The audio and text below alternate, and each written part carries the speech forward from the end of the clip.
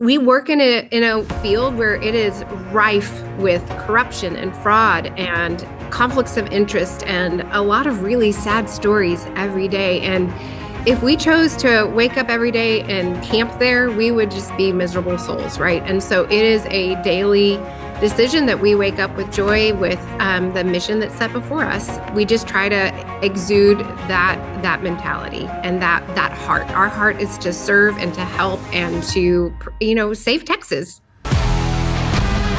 Your organization has achieved a significant dent in vaccine mandates. We didn't do the science. We didn't do the clinical trials. We didn't do the post-safety. But one thing we know it's rare. Hi, everyone. Thanks for joining us again today. I'm Ann Forty, the host of the React19 Podcast, and I am very excited about today's guest because I believe her work will inspire us all to recognize that each of us has the power to bring positive change to our community. Rebecca Hardy is the President and Policy Director of Texans for Vaccine Choice and has transformed the organization into one of the most influential voices for medical liberty since co-founding it in 2015. Under Rebecca's leadership, TFVC has secured major legislative victories, defeating restrictive exemption bills, reforming child protective services, and passing a 2023 law protecting workers from COVID-19 vaccine mandates, all the while championing transparency and parental rights. Beyond policy, Rebecca has inspired grassroots advocacy through TFVC's annual Freedom Fight rally and has expanded public awareness of vaccine injury as executive producer of the award-winning documentary Follow the Silenced, a film, if you haven't watched it, you need to watch it, and there will be a link in the show notes. Rebecca, you are a very, very busy lady, so thank you so much for taking the time to be here today. Well, thank you for having me on. React19 has such a special place in my heart personally, and of course the hearts of TFVC and all of our supporters. It was really an honor of a lifetime to be able to partner on Follow the Silenced with React19. So thank you for having me on. Oh, yes. Well, you were instrumental in that film. and I want to get to talking about this. Actually, there's so much to talk about here. But where I want to begin first is asking you, how in the world did you ever enter this arena of advocating for medical freedom? That is a great question. I think a lot of us ask ourselves that almost every day. Because let's be clear, nobody wakes up one day and says, let's take on big pharma, right? Or let's take on vaccine choice politics. It is definitely a calling. It is definitely a mission. More days than not, it is a ministry as well. You can just imagine the daily phone calls that medical liberty activists get, just almost every day, really. Personally, my journey started probably about 20 years ago. I was a practicing speech pathologist for 20 years. And it was in those early years, right out of graduate school. I'm not going to tell you what year I graduated, but it's been a minute. I was this young woman right out of grad school, and I was setting up my practice, and then in came the influx of young mothers with their small children saying they were developing fine, but now there's been some sort of regression after a shot visit, and they were there seeking help, my services for the communication component of a regression experience. And I'm not going to say that every mom had the same story, but there were too many moms there to ignore. And I remember going home as this young woman every day after work thinking something's wrong here. Even if half these moms are wrong, there's still something here, right? And so a lot of, and let's be clear, I am going to say a year, it was in the early 2000s. Vaccines just didn't have the religious fervor. This topic just wasn't, this heated, controversial topic that it is today. It certainly wasn't something that was covered in graduate school for my speech pathology degree. And so I just remember going home at night just thinking there's something wrong here. And where along the way as a nation did we stop believing moms? Moms know when something's different. Moms know when something's changed in their kids. And so I just remember thinking, okay, there's some pitfalls here. I don't know what they are, but there's some pitfalls. And I would say a lot of seeds were planted. Fast forward a good number of years when I meet my husband, we're starting our family, and we had hired a doula. And my doula said, this is all she said at one of my, prenatal appointments. She said, just be sure you're researching vaccines as much as you're researching that car seat and crib. Wow. And so I was like, oh yeah, I need to go back. I need to circle back on that. And I remember this night, I'm probably 8 months pregnant with my first one. And I doubt if my husband even remembers this conversation, but he walked by where my desk was in our house. And I said, honey, look at this. The WHO said, and now mind you, this was 2007. This webpage probably doesn't even exist anymore, but the WHO, I said, look, the WHO says that half the people that got measles in the world last year were fully vaccinated against measles. And he looked at me and he goes, yeah, we're not going to do that. And, like I said, he probably doesn't remember that conversation, but to me, it was a crystallizing moment. Like, oh yeah, we're not going to do that. And so we have 2 daughters. And so we had just made very different vaccination decisions for them. And then in 2015, a vaccine mandate bill was filed in our Texas legislature. And, I had already moved over to the Tarrant County side of the DFW Metroplex, but when when I had moved from the district where that state representative was located. And so I had enough connections back in that older district to realize what had happened. I mean, this was a man I had voted for. Like, it's for him to be filing this mandate bill, it was really just shocking.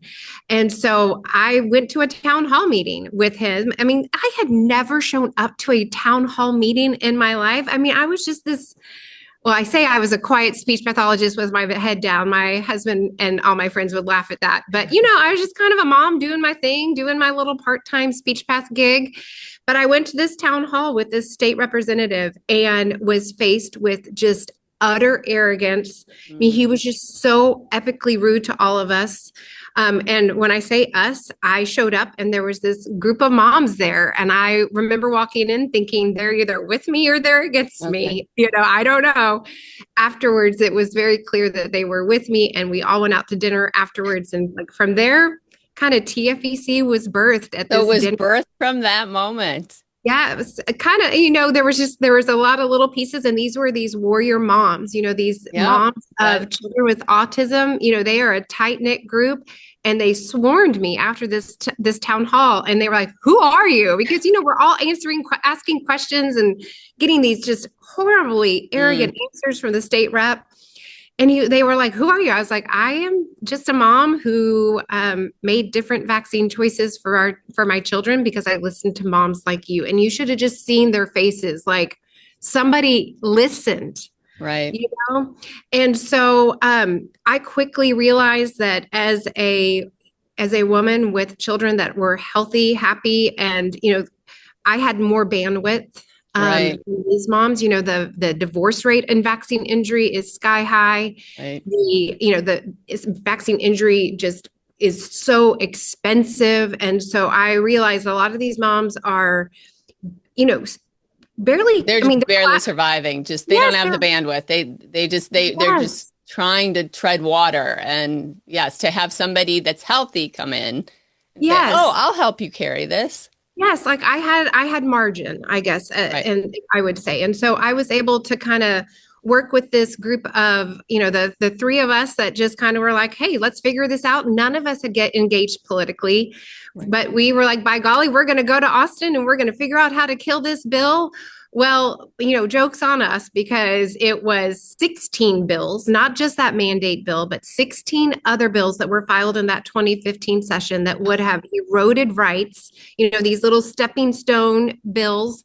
And we defeated all of them. Oh, my goodness. That gives me chills.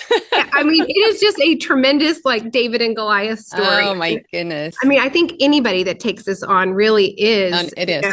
like ready for battle. And it was really funny because I think after that session, we kind of said, like we came, we saw, we conquered, we can go back to our other lives. And then some state reps called us and took us to coffee. And they said, listen, we have never seen moms take over this Capitol building like you guys.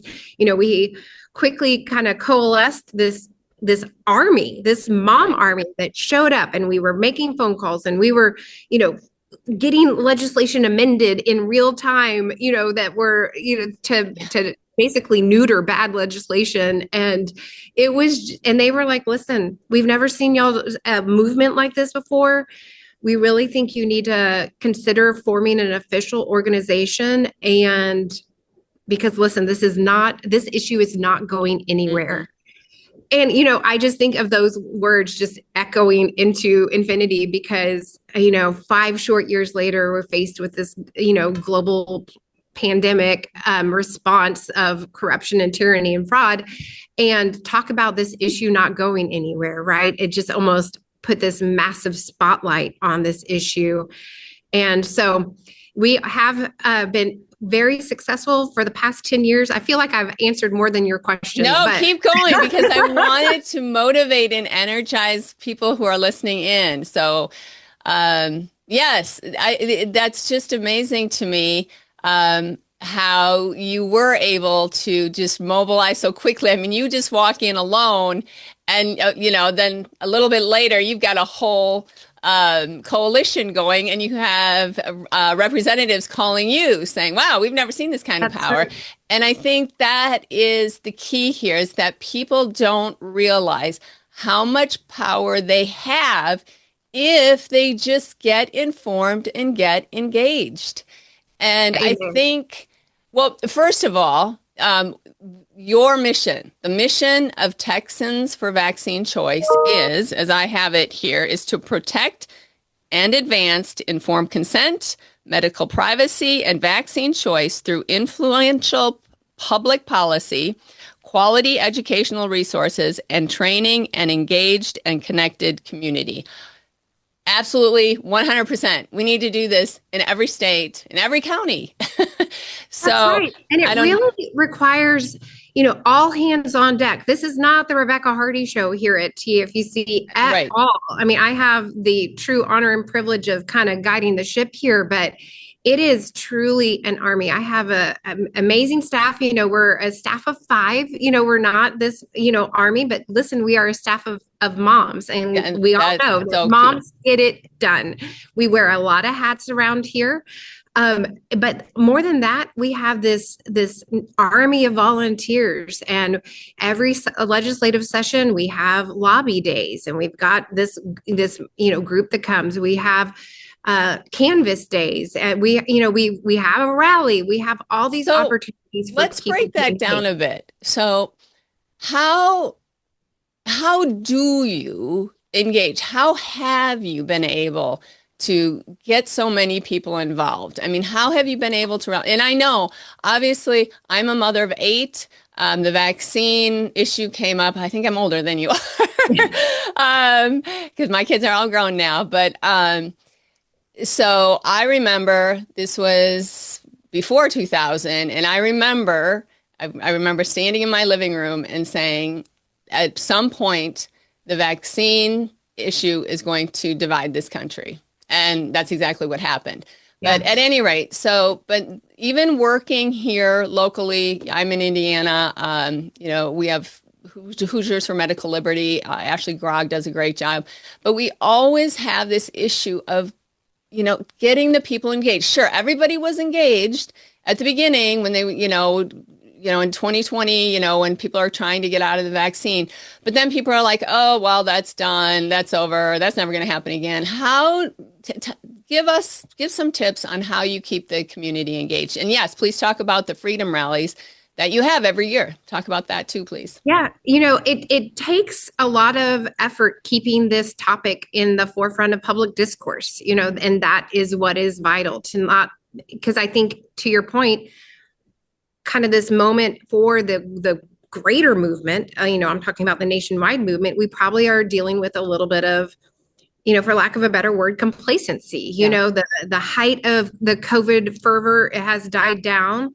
But to those people, I would say, like, we can't let them forget. Right. We can't let them pretend like that didn't happen. Like, I'm not over it. Nobody should be over it. Nobody should be over it. There's so much people accountable, 100%. Yes. And also, it's really important to remind everyone that 99% of, vaccine and health policy is truly set at the state level. And while I think we're all, fairly optimistic about what the potential of some federal, federal agency level change that might be possible with RFK Jr. in the cabinet, no federal appointment is going to save the states. The fight is in your state capitals, and it's in your communities, your local communities, and you've got to get out and spread the message there. And this idea that RFK is going to fix this all could not be further from the truth. I'm optimistic, I'm hopeful, but that doesn't change all of the tyrannical laws on the books today, even in Texas. And I just want to put a plug in. I think maybe your listeners from outside of Texas might think, oh, Texas is fine. Texas is safe. Texas is deep red. They love liberty. It really couldn't be further from the truth. You just have to look at our bill list that we're fighting every legislative session. We have bad bills every session. The good news is that they are, I like to say that they're DOA, that even the bill authors know that they're DOA because we're on the scene and we're going to defeat them. I think you have 100%, rate of killing bad bills. We have not let one bad bill over the finish line since we started. How encouraging. And that is a track record I'm very proud of. We just will not cede any ground. In fact, I would say there's a lot of ground to take back.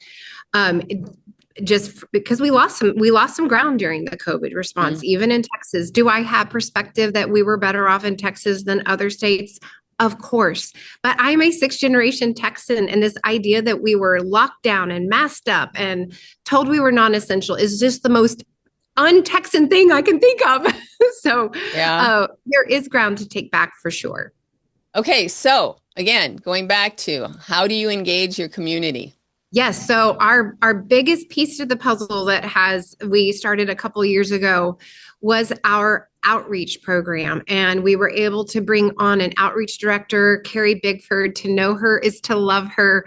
She's like the little Energizer bunny here at TFVC. And she has just knows that she was put on this earth to build an army in Texas for medical liberty, and has created this beautiful program for our core volunteers. We call them our outreach coordinators, and they are trained, equipped, and empowered to reach their local communities. This program is scalable and it's customizable, and it's just a work of beauty. And so anybody can, if you're not in Texas, you can take part in this program.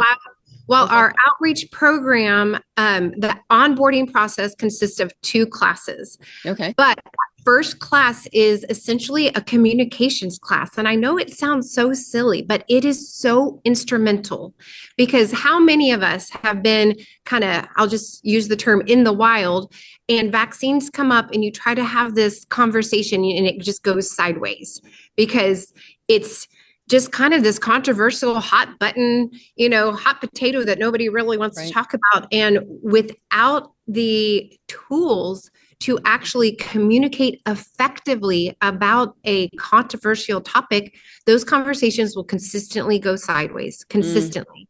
And both parties will leave those conversations feeling defeated and like, I'm not going to do that again.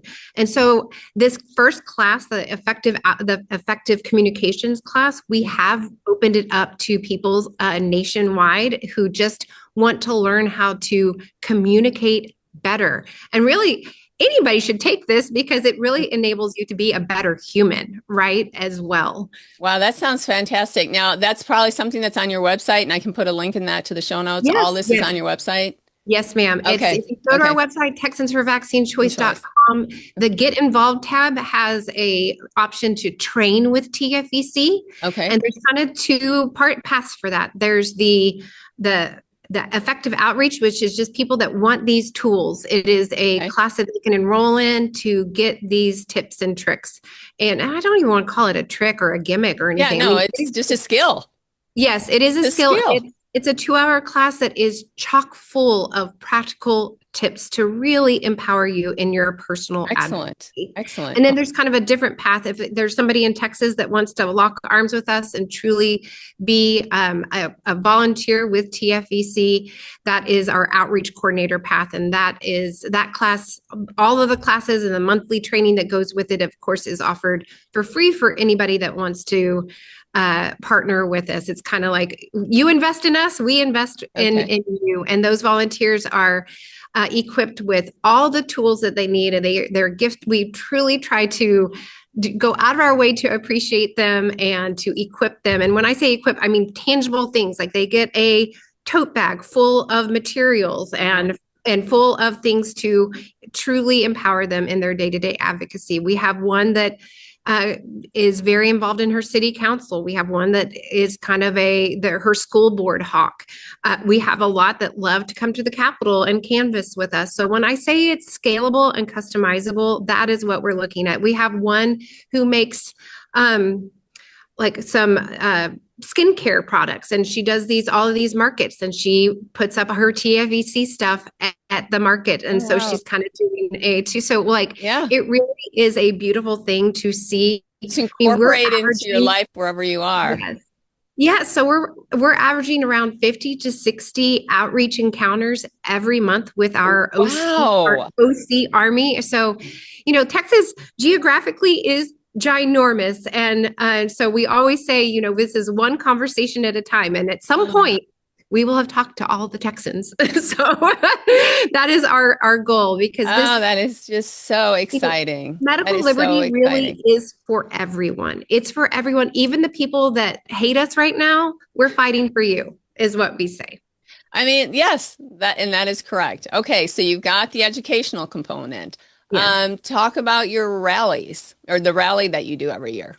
Yes. So the Texas legislative cycle is actually every 2 years. So our rally is every other year when we are in session. And it is our moment to kind of tell the legislators, like, we're here, we're not going away, and this is what we expect of you. And I think that's what's really beautiful about TFVC is that, our outreach is always based, we have a firm belief that you're going to attract more flies with honey than vinegar. So we are not ever angry. We're not mean. We're not, but we're persistent. And so, but we always have a smile on our face, and we are known as the happy warriors in our Texas Capitol building. We have my little staff, we work in a field where it is rife with corruption and fraud and conflicts of interest and a lot of really sad stories every day. And if we chose to wake up every day and camp there, we would just be miserable souls, right? And so it is a daily decision that we wake up with joy, with the mission that's set before us. And, we just try to exude that mentality and that heart. Our heart is to serve and to help and to, save Texas. Oh my goodness. That is just so inspiring. Now, do you work with national groups too, like Stand for Health Freedom, or I don't know what that one just comes to mind. Do you work alongside other groups? Or Sayer's been just such an amazing, he's just been doing great things with Stand for Health Freedom. We also have, are on some of the bi-weekly MAHA action calls. Okay. TFVC is considered an affiliate of Children's Health Defense. So we have some connections, but this again, though, every state is set up so differently. Yeah. Yes, you're correct. We get asked all the time, like, oh, do you coordinate with other states? And the answer is like, yes, but no, right. It's like we champion and we applaud and we are like, we'll cheerlead any state's effort. It's just that interstate collaboration is really hard because the makeup, of the legislator is different. Just the vibe of the population's different. I mean, it's how to pass a bill is so different. I mean, all of that is just widely varying. Which is why your educational resources are your communication and teaching communication skills is so important, because obviously that is something anyone can do in any state. So it is universal for sure. And just, I think that's the biggest thing, is that we can all learn from each other. Just everybody, kind of a group. Hey, what are you doing over here? Oh, this has worked for us. Sure. This has worked for us. So, all right. So you have the educational, you have the rallies. Obviously, I want to talk about this past rally because it really was a tremendous moment, because in 2015, when we launched, I mean, I don't want to make it sound like it was smooth sailing in 2015, right. Because it wasn't. I mean, we could barely get a meeting with legislators. It was we would have these kind of whispered conversations in the hallways where the state rep would say, "Hey, I'm with you, but don't put my name on anything." Yes, isn't that the way? Isn't that? I know. That rally that we had in 2015, we had 2 legislators brave enough to show up. And so fast forward to this rally that we just had in February of 2025, we had about 40 show up. And that wasn't even everybody that was invited. Those were the only people that could get out of committee or get out of whatever they were doing to show up, and to be able to introduce them and, have them walk across the little stage there. It was a moment where I kind of got tears in my eyes myself, because it was, just such a testimony to just we have just worked so hard, I know you've been in this for a long time too. And I know that you have that same feeling of like, for 10 years, it just seems like we've been pushing this boulder up the mountain. Right. And it's just been hard work, but it's been worth it. And we've seen some incremental changes. And now in these post-COVID legislative sessions in Texas, we're really seeing that the momentum is on our side, and we are 100% capitalizing on it. That is so encouraging. So talk about the legislative success you just had this past time. Where people can now do this online, file for exemptions. Is that right? Yes. Do I have that right? Yes, you do. So in this past legislative session, our Texas legislature, our regular session is from basically January through, Memorial Day every odd year in Texas. And so it's 140 days to get a bill passed, which it's set up to be hard, right? But I am proud to announce that we were able to get 6 standalone protective pieces of legislation fully passed in this regular session. And we are in a special session, and we are poised to possibly get number 7 as well. But the biggest win out of the 2025 session was a tremendous leap forward in the exemption process for Texas school children. So currently it's a just kind of antiquated system, I would say. And it makes sense that it was set up this way, because the law has been on the books for a couple of decades, which, the internet was in its infancy at the time. But it's now time to bring Texas into 2025. Let's be clear. And so this bill, currently parents have to go onto the health department website, fill out this form with a lot of personal information, and then the health department mails you your personal belief or religious exemption, which that has never made sense to me, that the health department is mailing religious exemptions. But that aside, it costs the state tons of money every year, because exemptions show up in these huge manila envelopes and the exemptions are on this special paper with a state seal. I mean, it's just this term, and it's already filled out with your kid's name on it. I mean, there's privacy concerns, there's fiscal concerns, and also parents shouldn't have to jump through these bureaucratic hoops to have free exercise of their deeply held beliefs. And so we have long championed, literally almost from day one of TFVC back in 2015, that we needed to at the minimum have the parents empowered to print these exemptions from home and not having to wait on the state to mail them.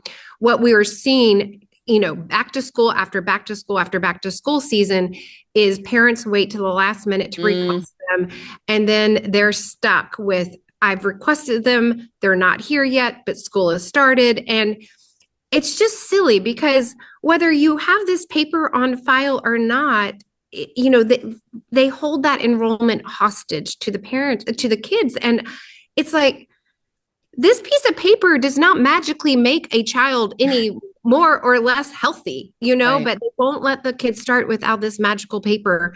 And so we have officially freed the forms. The Bravo. the bill becomes effective on September 1st. Wow. The department has 30 days to fully implement the rules, which puts us right at October 1st. So, it is such an exciting time to be working with our health department to establish these rules. And that's just, it's, if you had told me 10 years ago that we would be working with the health department to, establish these rules, I would have looked at you like you had three heads. So it's a very exciting time in Texas to see, not just maintaining the status quo, but truly advancing the line. That is it. I mean, I'm just so encouraged listening to you. It's like, okay, I'm gonna, go meet with Ashley, and we're gonna, see what we can do to, get the more people involved. Because, I do think that, the apathy can sit in, and people are just think, oh, well, everything's fine, which we talked about a little bit ago. What do you see going forward? Do you think? Do you think things will continue to move forward and people will get this is going to go before the Supreme Court. I don't know. I know that there's dozens of cases, that are waiting to have the Supreme Court listen on this issue of, vaccine mandates. Do we have a right to autonomy? Do we not? We know that there are still schools that are still mandating this, especially if you're like being trained to be a nurse, you have to go through clinicals. They're still being mandated in places in this country. So where do you think this is going to go? Yes. So, that was a meaty question. So let's just start with the courts. By and large, I think we've all seen that in these, especially the COVID-related court cases, the COVID-19 vaccine-related court cases, the courts seem to be getting most of them right. Now, it's not universal, right? But we have been seeing the courts, by and large, siding on the side of liberty, which to me is encouraging. I see the fight more on we have got to restore liability for these vaccine manufacturers. That truly, I mean, I'm not going to say that that's a silver bullet, even if we were to restore liability for vaccine manufacturers. Yeah, people could still mandate it. There would still be work to do, but this would be a tremendous leap forward. Between the PrEP Act that shields these COVID jabs and the 1986 National Childhood Vaccine Injury Act that shields all the other manufacturers. This was truly just, it is just a black mark on our nation's history, in my opinion. And just if I'm assuming anybody who's listening to this already knows this, but if you don't know it, please understand that if you get adversely affected by a vaccine, the manufacturer, they're not liable. They have complete, what happened is that there were vaccine manufacturers that were just going to leave the market back in 1980 because they were getting too many lawsuits. They're like, okay, we're out. We're getting too many lawsuits. And the government came in and said, oh, no, we need you to keep making these and, we'll cover this. And then we go from 12 vaccines to now we're up to 72 or maybe it's 96 now with the COVID, just a ridiculous amount of vaccines on the schedule. So it's really, really important. And I think something else that people should know, this I think just happened yesterday or the day before, where the Pediatrics Association of Pediatrics have gone against what HHS has said on the CDC schedule. And they're like, oh, no, babies 6 months and up still need to have it. And you should still do that. You need to know that if something happens to your child, they're not covered. If it's not on the CDC schedules, you can't even get compensation. That's exactly right. Yeah, you can't even get compensation. I want to point out government too that I'm just going to backtrack a little bit. Okay. As far as talking about the vaccine, the current day vaccine schedule, it does keep on expanding, and you can really track that explosion in the schedule back to when that law was passed in 1986. They're like, oh my goodness, we have no more liability. That's the sweet spot, is to get their vaccine on the childhood schedule. And then they have legislatures across the nation, mandating their products, and they have no liability. And by default, they have no incentive to make a safe and effective product. But so every year we produce a half-page shot schedule comparison. So we have like the 1983 schedule on this side and the current day schedule on this side. And for the first time in the 10 years that TFVC existed, between the 2024 and the 2025 schedule, we were able to remove shots because RFK Jr. had removed the COVID jabs for children and pregnant women on that. And so we were like, oh, this is great.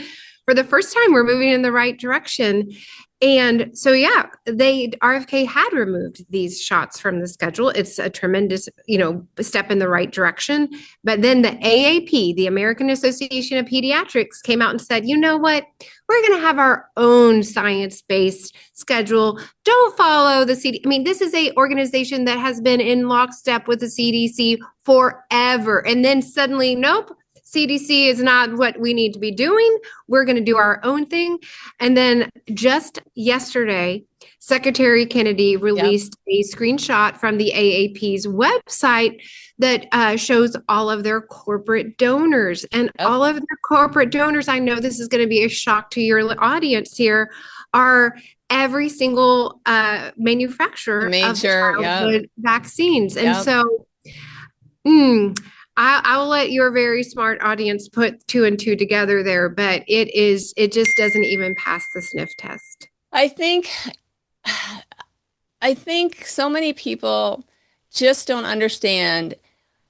We just think somehow the gods of truth live at the CDC or FDA, and we're like, oh, well, they would never do that. They would never do that. And honestly, I mean, although I've been an advocate for vaccine choice for many, many years, it isn't until my involvement with the COVID vaccine and working with a vaccine injury that I still, every time I do an interview, I can hardly keep tears back because I work with these people every day, and I cannot believe how our government literally abandoned them. I mean, not only did we have a president that worked with the Trusted News Initiative, banning anybody from speaking about it, working with social media companies. But these organizations themselves, I mean, they knew at the beginning of the rollout, January 2021, they knew that there were thousands of vaccine injuries taking place. And, they were telling the vaccine injured, oh, we're going to let people know, we're going to help you. And nothing. To this day, nothing. And these people, I mean, I work with people who've lost not only all their health, they've lost their livelihood. Some have lost every single dime of their retirement. They've had to mortgage their homes. Some have had to move out of their homes. It has been the most tragic thing. And we just don't think, oh, that just wouldn't happen, that they can't really be telling the truth, because there's no way our government would let that happen. Yes, your government has. And I think just people waking up to that, it is a hard reality. It's a very hard reality to think that this actually happened.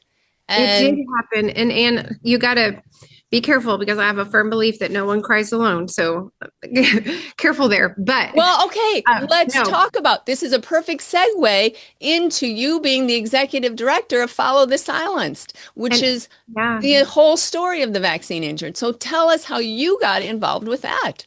Yes. So, and I just want to say one thing before we get into the movie, and it is despicable the way our government treats the vaccine injured.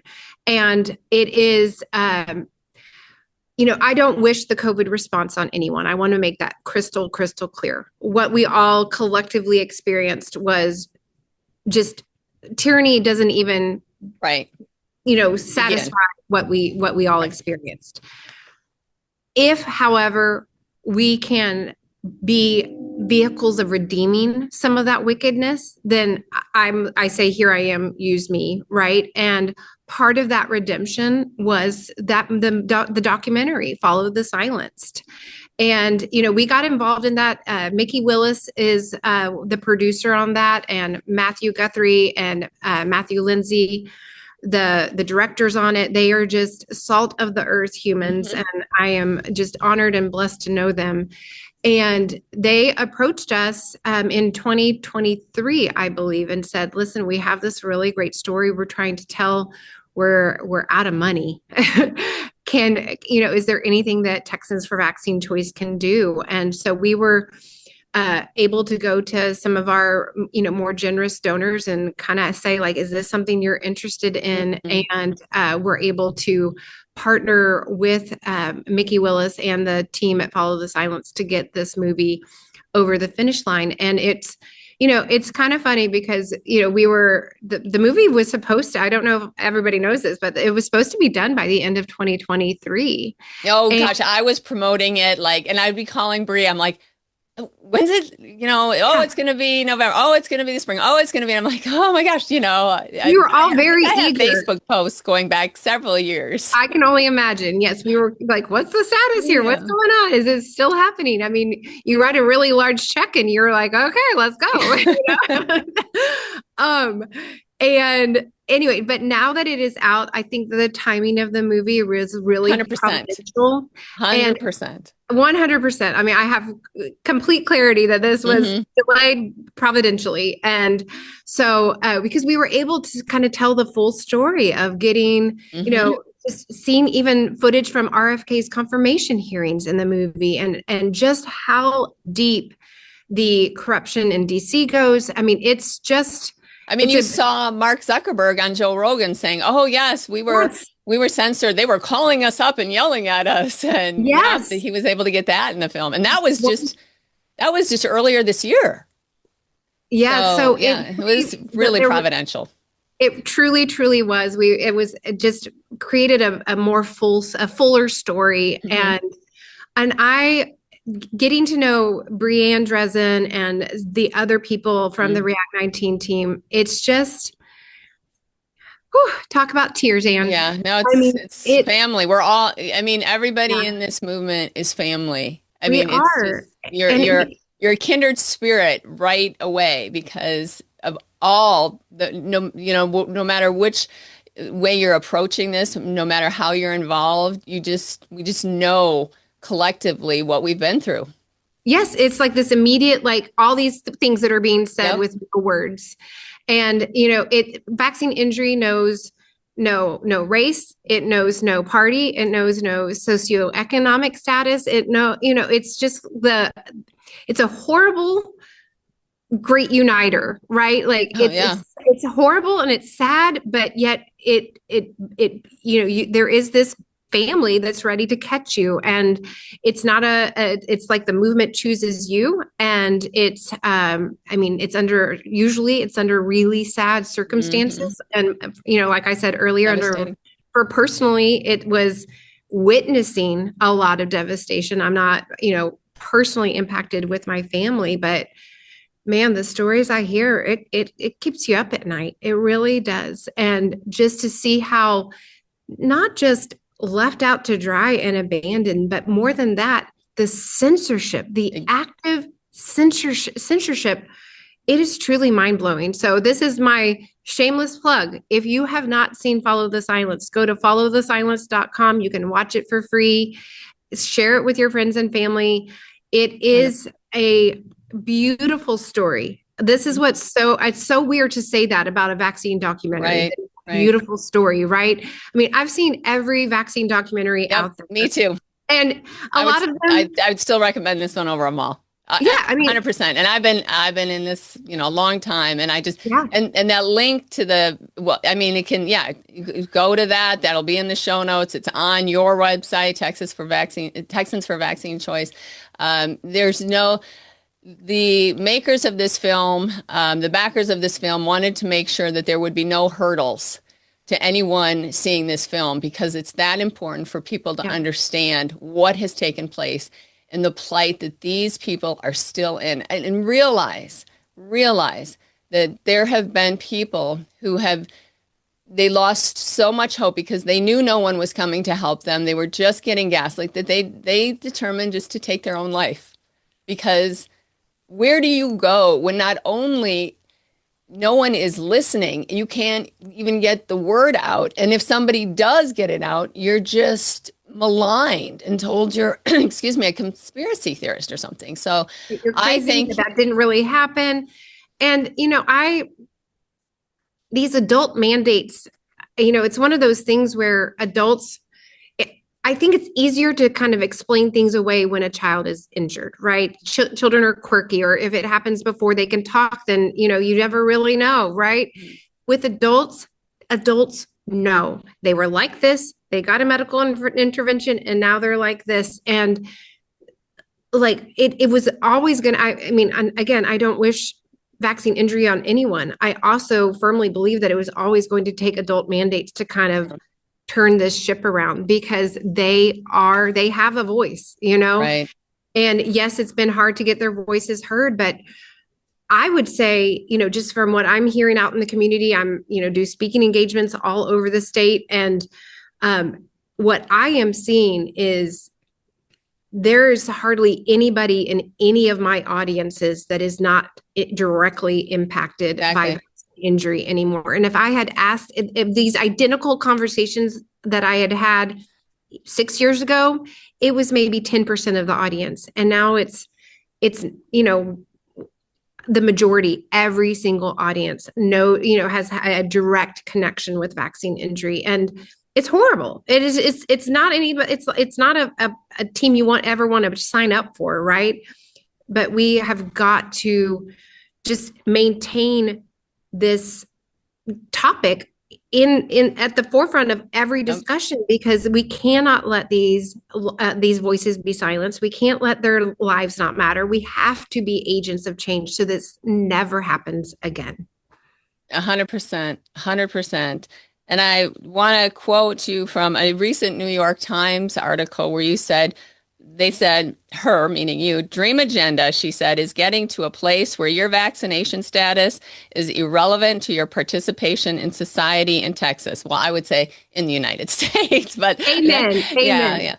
I remember back in the, I'm not going to age either one of us, but let's just say globally, like back in the 60s, 70s, and 80s, nobody cared. Vaccines, it was just like, oh, you get them, you don't. Like, this was just not a topic, right? Nor did you see people that would make you question them. Correct. Like, I agree. I mean, I didn't grow up in the 60s with, kids my age having, autism on the spectrum, all these allergies. I mean, it wasn't there. It wasn't there. It wasn't there. And the vaccine issue just was like, it wasn't even an issue, right? Nobody cared. Nobody talked about it. It was just like you do you. And so that's kind of my heart behind that quote you read is like, look, can we just go back? Can we go back to the 80s where it was like, you do you?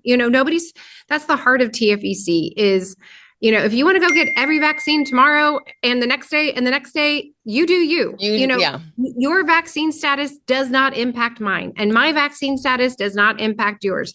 That's probably the biggest hat trick that Big Pharma has done is this idea that, mine won't work unless you get yours. I mean, what other medicine works like that, Anne? Right. That's like saying I took my Claritin this morning so you don't have the sniffles. I mean, it just doesn't make any scientific sense. And so I can't remember where I was going. So that's why your organization exists. And it is really important. People, you can connect with Texans for Vaccine Choice. You're on Instagram, you're on Facebook, you're on Twitter, the website, any other. Oh, and you have your podcast. Shots. What is it? Shot callers. Yes, so, TFVC Shot Callers. And our website, really, we did a complete overhaul of our website earlier. Super easy to navigate. In honor of our 10th birthday, we did a kind of an overhaul of all of our resources. And, we have a lot of resources, and we All of them are there's no paywall, there's no nothing. It's download this, click here for this resource. And we did that very intentionally because, we get accused of, being misinformation, right? And I say, no. We are providing the missing information.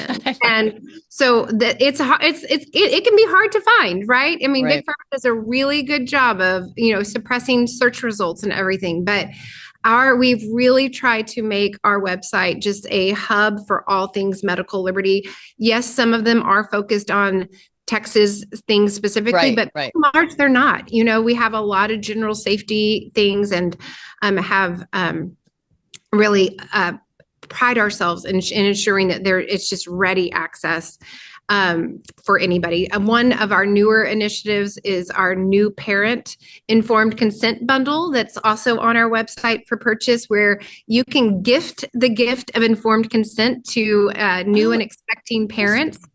And it comes with a children's book that was written by one of our TFVC supporters and a little TFVC onesie. But the most important component of this is a folder full of information to help guide parents. That's amazing.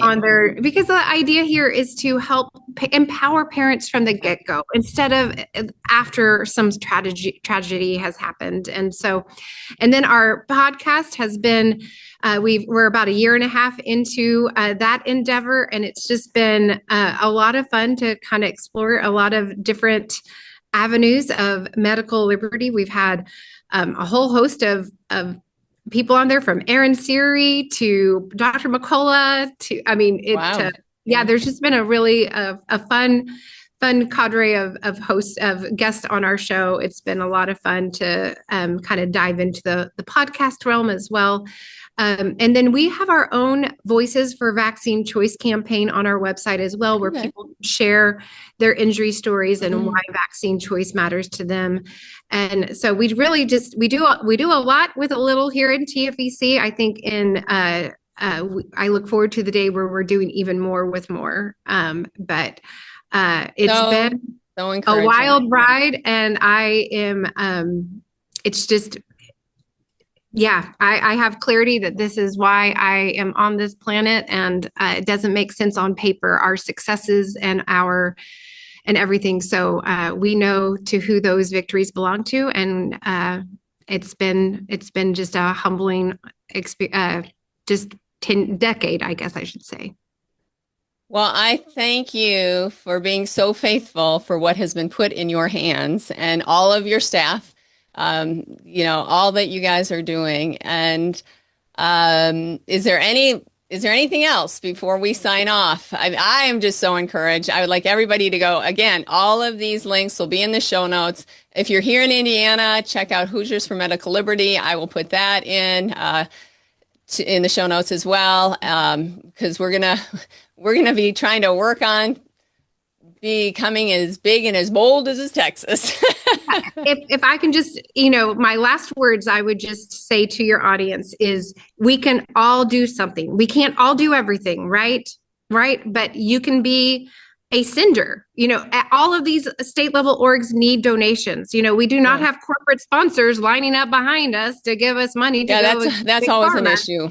Money. So we do need donations, and I'm not talking about just TFVC, although we do, but these state level orgs need your support. So, be a sender. It takes a lot of money to make copies, to canvass the Capitol, to, pay for your email service provider. I mean, just to think about all of those small little bills, but it all adds up.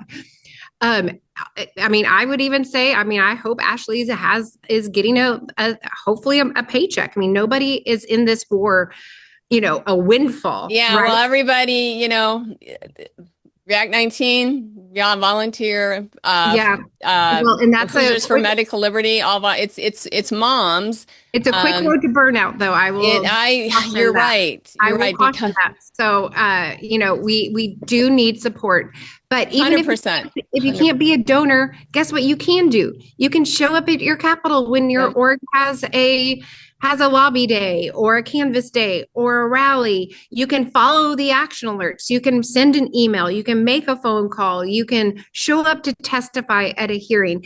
All of these things are are available to you. And if you don't use your voice, then you can't complain. And so, and we can all do something. I mean, the successes of TFVC is proof positive of this. I mean, to every single Texan that has made a phone call, who has sent an email, who has made public comments on a bill, who has shown up to testify, who has rallied, all of these things add up to this mountain of liberty. Mm-hmm. So I just encourage everybody to find your role, find your voice, get involved, lock arms with these people that are actually moving mountains in your state, because it will ultimately add up to advancement of your rights. I think that's a perfect place to wrap up. There's our charge, folks. There's our charge. Okay. And we have an example in front of us. It can be done. And so I just thank you so much, Rebecca, for taking the time out today. For all of our listeners, go be informed, be engaged, and make the difference in the community that it can be done. It can be done. Right. Thanks, Rebecca. Thank you so much for having me.